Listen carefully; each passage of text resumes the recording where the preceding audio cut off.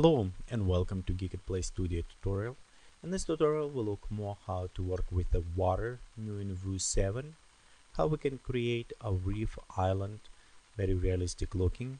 But before we begin, I want to show you an interesting news. We have a book, Vue 7 from ground up, that me and Amy wrote together. And inside this book you can find many nice materials, tutorials, and lot of references that we use it. Couple things, its website www from the ground up or Vue 7 from the ground up is the same.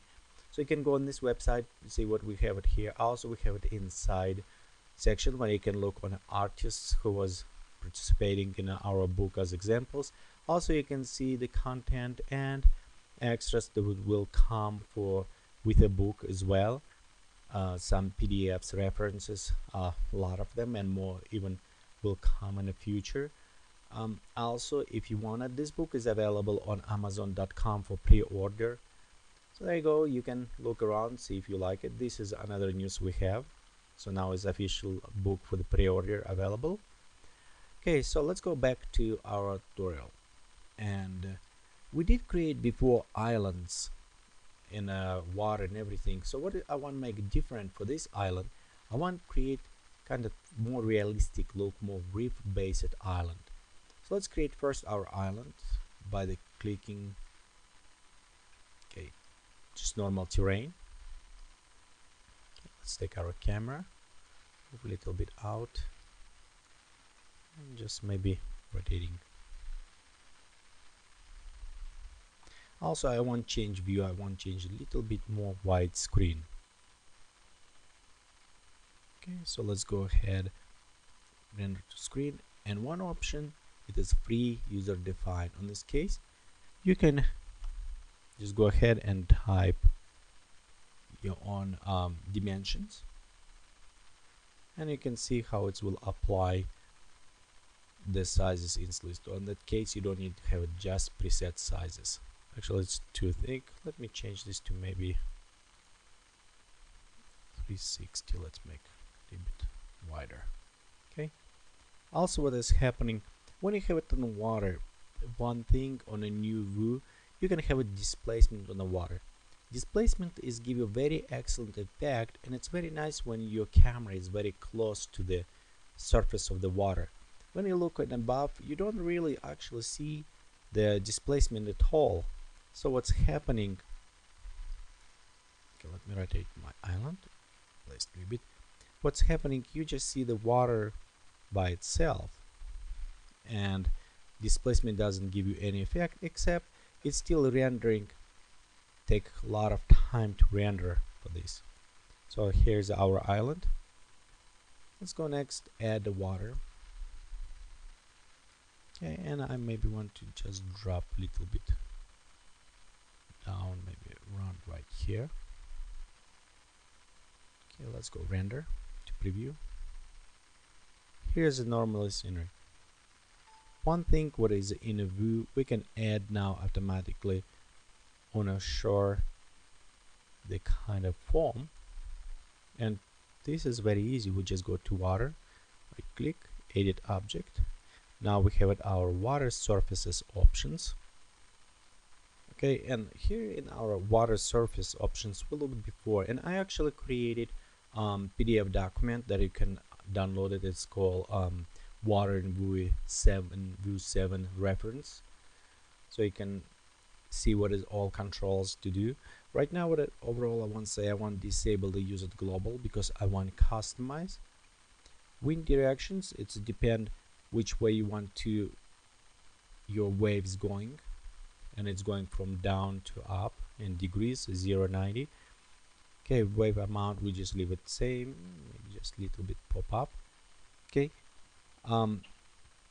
height will be enabled when you have a displacement. So if we enable displacement, this will give it as height in a displacement level. But right now, because position of a camera from above, we don't will take any advantage of displacement of water surface, except it will increase time of rendering significantly.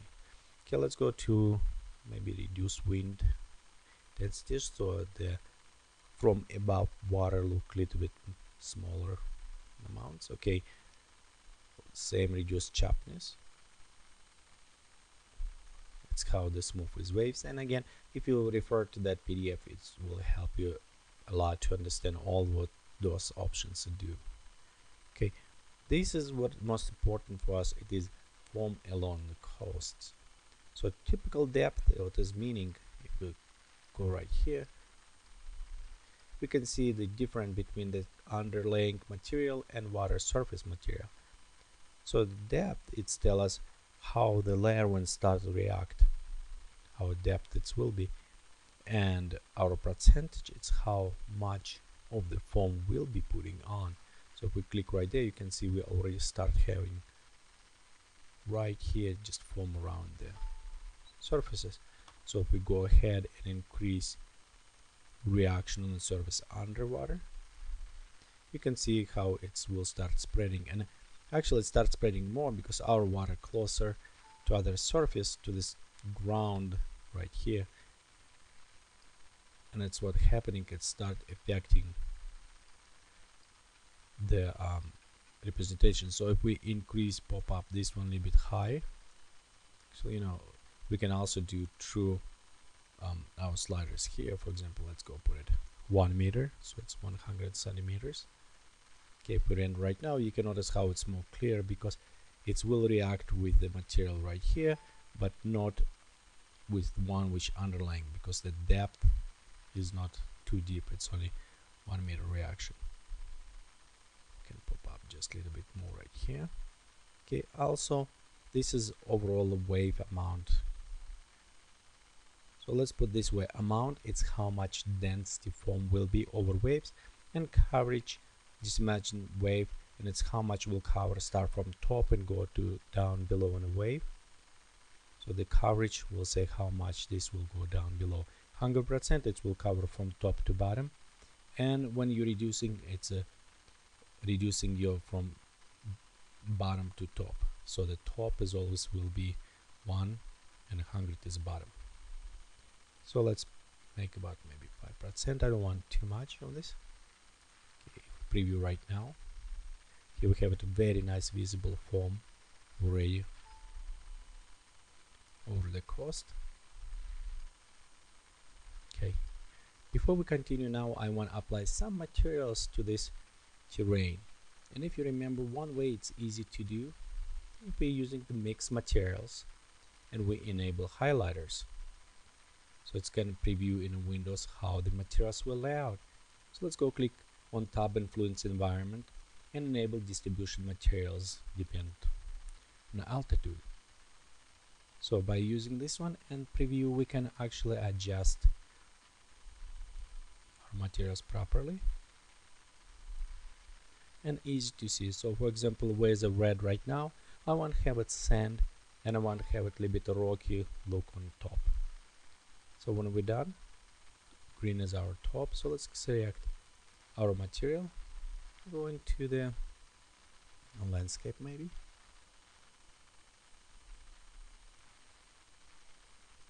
Okay, and we'll just select some rock and plants maybe for this one. We'll go to our sand. Okay, let's open, and maybe select soft dunes.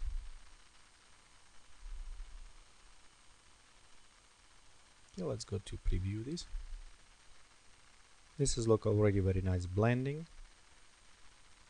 look like more island. Okay, we can also go ahead and add, click on rock and plants, add ecosystem.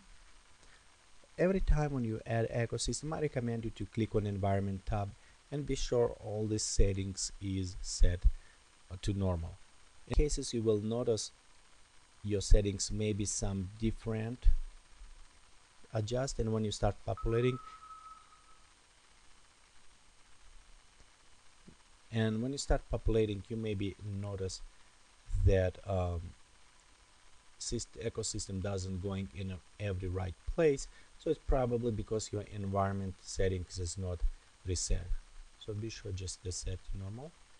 Let's go to general, add plant. I will just go ahead and add something simple, maybe add as a grass. Let's add dry weed, and let's add as a tree, maybe palm.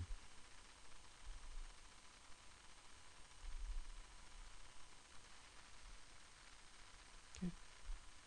We click on populate. Okay, let's go ahead and increase density and maybe drop down slightly scale.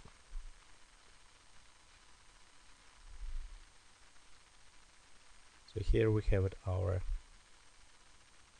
tree. And you notice, because with the distribution now it's applied with the material below, our tree is kind of standing around this area. Okay, let's click OK on this one.